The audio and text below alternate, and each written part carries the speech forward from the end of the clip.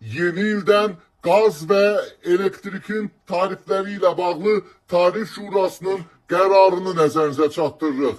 24 saat yenilənən bütün xəbərlərdən xəbərdar olmaq üçün səhifəmi izləyə bilərsiniz. Burada müsbət işarəsini sıxmaqla səhifəni izləmək tam ödənişsizdir. İndi isə Tarif Şurasının qərarını nəzərinizə çatdıraq.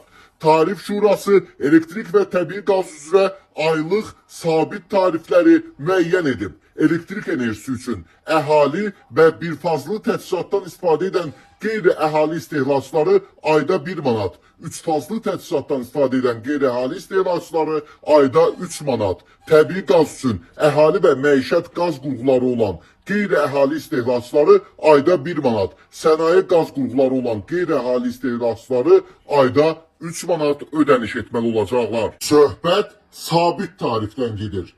Yəni, sizin evinizdə elektrik xətləri var, yəni siz elektrik alansız, qoşulmuşsuzsa, istifadə etdiniz, etmədiniz, ayda 1 manat.